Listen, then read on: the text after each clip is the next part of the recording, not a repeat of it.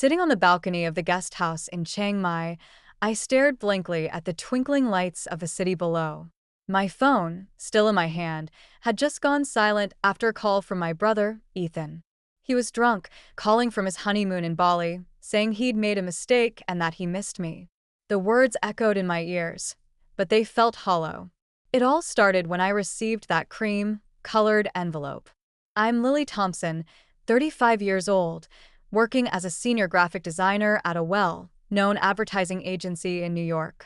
My brother, Ethan, 4 years older than me, and I were inseparable growing up in a small town in upstate New York. Our parents were hard, working blue-collar folks. Dad was a mechanic, always strict but with a heart of gold. Mom was a nurse, kind-hearted but sometimes a bit too passive. Ethan and I built forts in the woods behind our house, went fishing at the nearby lake, and he taught me how to ride a bike when I was just 8. When our parents went through a tough financial crisis, Ethan took on odd jobs to buy me a birthday present. We were each other's rock. Then he met Ava. They met at a high-end law firm in Manhattan where they both worked. I remember the first time I met her at a fancy restaurant in the city. She was dressed in a designer suit, with a cold and calculating look in her eyes. Throughout the dinner, she dominated the conversation, talking about their wealthy clients and exclusive social events. I felt like an outsider in my own brother's life. After that, Ethan started to change. Our weekly phone calls became less frequent, and when we did talk, he mostly talked about Ava and his work. I tried to maintain our relationship. I sent him tickets to his favorite baseball games and planned family dinners, but most of my efforts were in vain. 6 months ago, he called to tell me he was getting married.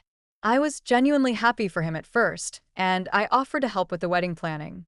But he hesitated and said Ava's parents were handling everything. Still, I waited for the invitation, checking my mailbox every day for months. Finally, one Tuesday morning, there it was. That cream-colored envelope. My heart raced as I opened it, only to find a hand-written note saying it was an adults-only event. I'm 35, with my own apartment, a stable job, and a life of my own. How could I not be an adult? I called Ethan, but it went straight to voicemail. I texted him, and his excuse about venue constraints was so flimsy that it made me sick to my stomach. When I called Ava, she was cold and dismissive, saying they wanted to keep the guest list manageable. I later found out from Mom that Ava's parents were paying for most of the wedding and had strong opinions about the guest list, and Ethan just went along with it. I was devastated. I felt like I'd been erased from my brother's life. I couldn't focus at work, and I found myself crying in the office bathroom more than once. Then I decided to take a stand. I requested all my accumulated vacation days and booked a one-way ticket to Thailand. It was a spur-of-the-moment decision, but it felt right. I needed to get away from the pain and the constant reminder of the wedding. In Thailand, I met some amazing people.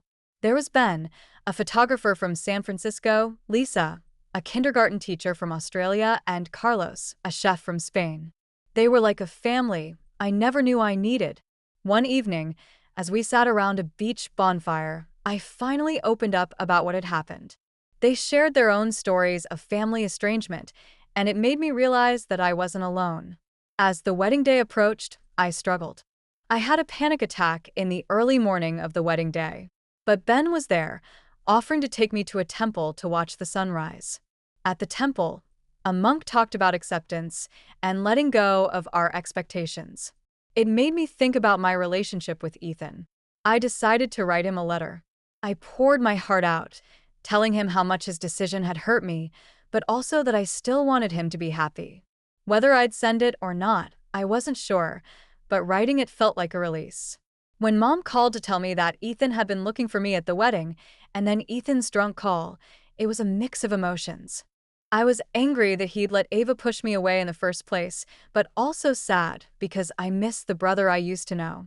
Now, as I sit here, I know that my relationship with Ethan will never be the same. But I've also learned that family isn't just about blood. I've built new relationships in Thailand, and I've discovered a new side of myself. I'm no longer the girl who defined her worth by her brother's love. I'm Lily, a strong and independent woman who is ready to face the future on her own terms. When I return to New York, I'll face Ethan. I'll tell him that I need consistent effort from him if he wants me back in his life. And if he can't, I'll be okay. Because I've found myself in the process of losing him.